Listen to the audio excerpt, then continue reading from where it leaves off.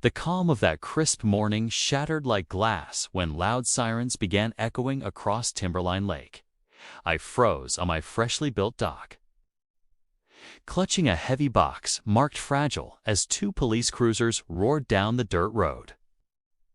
Thick dust clouds billowed behind them as they skidded to a sudden stop right beside my moving truck. Before I could even process what was happening, a woman in a blindingly pink visor came marching toward the officers. She was aggressively waving her clipboard like a general leading troops into battle. Behind her trailed a curious crowd of neighbors, some still in pajamas, all eager to witness whatever drama she had just unleashed. She screeched that I was the guy, stabbing a perfectly manicured finger in my direction like it could shoot lasers. She demanded they arrest me immediately, claiming I was trespassing on private property and disturbing the peace. The older officer, his hair streaked with gray, blinked in mild confusion. His partner, much younger, was clearly fighting back a laugh. The older cop kept his tone measured and politely asked her what exactly was going on. The woman, who I would soon come to know as Barbara Vance, was the self-proclaimed ruler of the Timberline Ridge HOA. She swelled with righteous indignation, her pink tracksuit stretching dangerously at the seams. She puffed herself up, planting both hands firmly on her hips. She loudly declared that I was illegally occupying the cabin. She claimed I had no permits and was already in violation of 17 different HOA bylaws. She snapped her clipboard open dramatically, like she was presenting crucial evidence in a high-stakes trial. I set my moving box down slowly, reached into my pocket, and pulled out my smartphone to show the officers.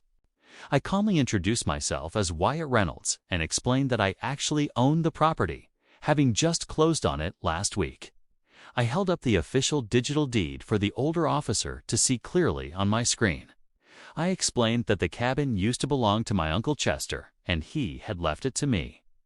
Barbara's face instantly flushed a dangerous shade of purple. She barked that it was impossible and that every property fell under her HOA. She arrogantly stated that she oversaw all new residents and that I had never applied. The officer scanned my legal documents carefully as Barbara launched into another exhausting, loud tirade about neighborhood rules. After a long moment, the officer turned to her with the patience of a man who had probably dealt with 1,000 Barbaras before. He calmly informed her that I legally owned the property and there was no crime being committed. Barbara shrilly protested that I hadn't paid my HOA dues or attended the mandatory orientation. She even complained that my truck was blocking the scenic view. Her voice grew more shrill and grating with each absurd complaint. The younger officer stepped forward and directly asked if my property was actually part of her HOA. Barbara snapped without hesitation, claiming that everything within a mile of Timberline Ridge belonged entirely to them. I couldn't help but correct her right then and there. I politely pointed out that my cabin was built 40 years before her neighborhood even existed. My Uncle Chester had never once joined her homeowners association. Barbara's eyes narrowed into tiny slits behind her rhinestone-studded sunglasses. She menacingly told me we would see about that, declaring that nobody makes a fool of Barbara Vance. She spun on her heel and stormed off. Her hot pink sneakers squeaked angrily on the gravel as she left. A few neighbors lingered awkwardly. One old man gave me a sympathetic nod, while a younger couple quickly looked away. The invisible battle lines were drawn. The officers left a few minutes later, giving me polite nods and what sounded suspiciously like a whispered good luck. Barbara, however, didn't go anywhere. She parked herself right at the very edge of my property line. She set up a folding chair, a little table, and a thermos that reeked of vanilla latte. In her lap sat a massive telephoto lens camera that belonged more in a wildlife documentary than a quiet lakeside neighborhood. She started snapping aggressive pictures of absolutely everything. She photographed my truck, my boxers, and even the simple turkey sandwich I had left sitting on the porch railing while I was moving heavy things inside. She loudly announced that it was improperly stored food, citing it as a health code violation and a potential bear hazard. I glanced from her ridiculous setup to my lunch and calmly reminded her that it was just a sandwich. She haughtily sniffed and demanded I call her President Vance. Scribbling furiously on her clipboard, she added another violation. She'll fine me $50 for failing to address HOA leadership with proper official titles. Over the next 3 days, Barbara became a one-woman wrecking crew to my sanity. Every morning at exactly 7, she showed up with a brand new list of entirely made-up infractions, just to try and make my life miserable. She claimed my dock was 2 inches too long and my trash cans were the wrong shade of gray. She even cited the movers for leaving tire marks on the gravel road. On day 3, she shoved a massive stack of papers at me. She declared these were serious violations.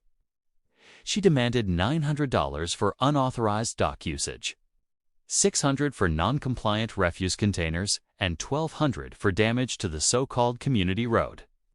I looked at her ridiculous stack of legal documents, which were typed in Comic Sans and decorated with cheap clip art. I firmly reminded Barbara that I was not part of her HOA, and those fake fines meant absolutely nothing. Her laugh was rusty and sharp. She condescendingly called me a sweet summer child. She claimed Timberline Ridge governed the entire waterfront, and while my uncle may have played rebel, she had been president for 6 years. She smugly stated that things had changed under her rule. She wasn't wrong about things changing, just not in the way she imagined. That evening, I sat down at my computer and started doing some serious digging into the HOA. The county clerk's office had digital records stretching back decades. What I found nearly made me laugh out loud. Not only was my property never under HOA jurisdiction, but their own little kingdom was built on very shaky ground. Their private beach actually sat on state-protected shoreline. Their boat launch was built completely illegally on protected wetlands.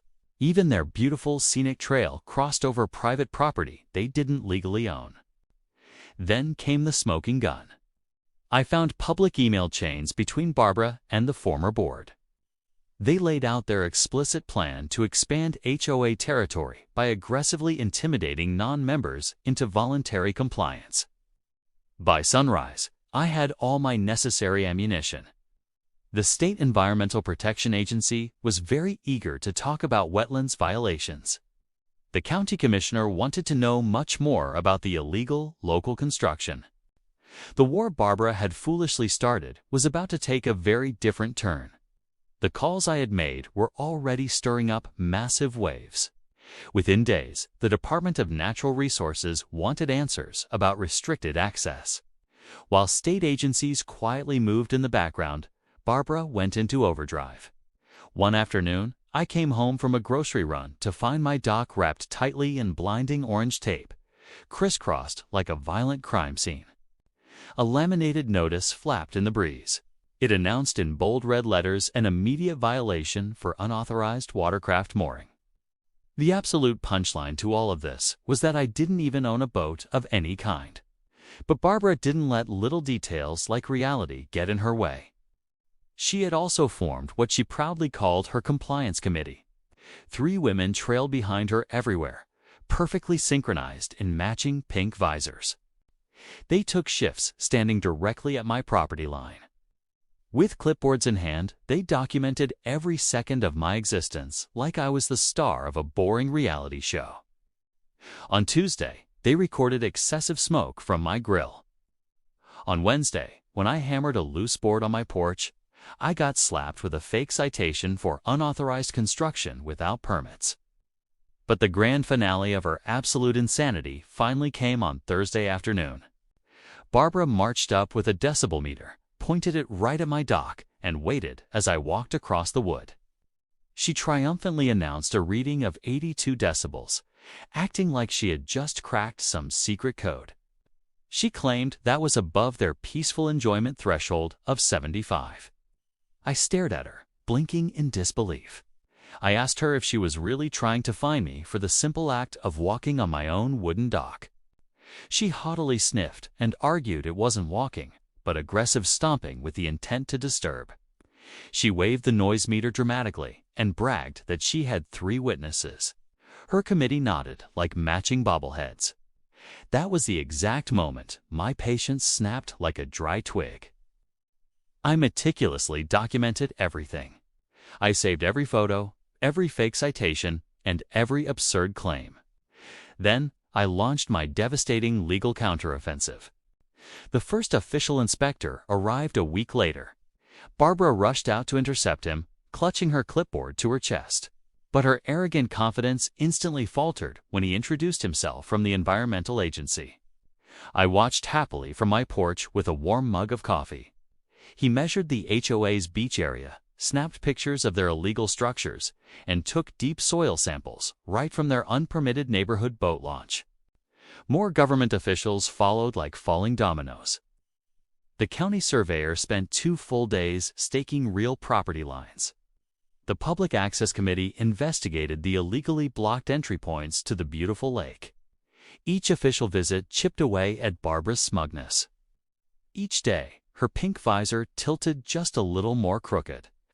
When the HOA finally called an emergency meeting at the clubhouse, I decided to attend as a concerned neighbor.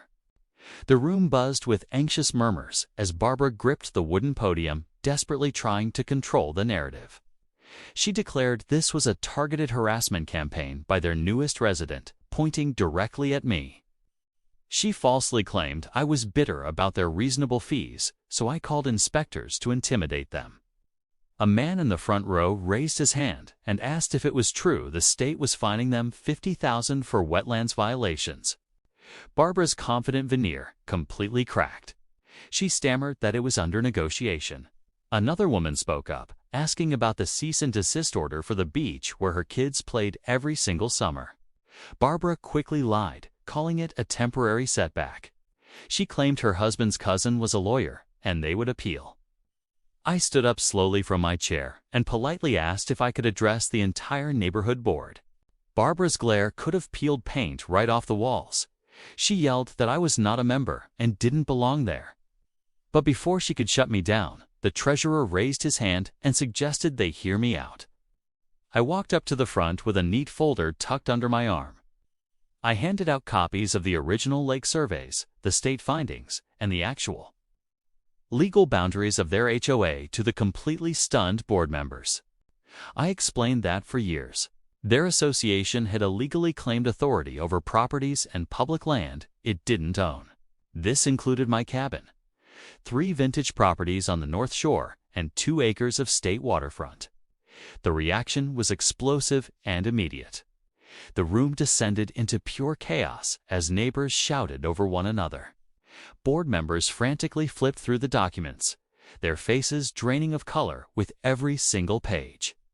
Barbara pounded her wooden gavel so hard the head snapped right off. It launched through the air and landed in the lemonade table with a loud splat. She screamed that it was all lies, her voice cracking in pure desperation. She wildly accused me of being a troublemaker who forged the official papers and was working in a conspiracy with the government. The treasurer calmly held up one of the printed emails and pointed out it came from her own account. He read her exact quote about establishing dominance over non-compliant shoreline properties through persistent enforcement action. Barbara sputtered, claiming it was taken out of context. Another board member dryly corrected her. He pointed out the context was literally in the subject line, which read, Operation Total Lake Control. The meeting entirely unraveled from there. A resident named Nancy stood up, angrily waving her own thick stack of papers. Nancy shouted that she kept every fine Barbara ever gave her. She was fined $600 because her kayak was the wrong shade of blue, and $400 because her front door welcome mat was deemed too whimsical. She was even fined $800 just for having wind chimes. Bob from Unit 12 shared his story about an aggressive garden gnome citation. Helen had been fined for attracting non-approved birds to her wild bird feeder. One by one, the frustrated residents unleashed years of pent-up anger. Barbara's little empire wasn't just built on harassment. It was completely rotten through. The brutal court hearings that quickly followed were an absolute bloodbath. The presiding judge did not mince his words. No. The Timberline Ridge HOA had blatantly violated multiple state environmental regulations. They were legally ordered to tear down and remove all structures from the protected land. They were barred from claiming control over any property beyond their legal deeds. The fines totaled a staggering $175,000. But the final, crushing blow came with the judge's last sentence.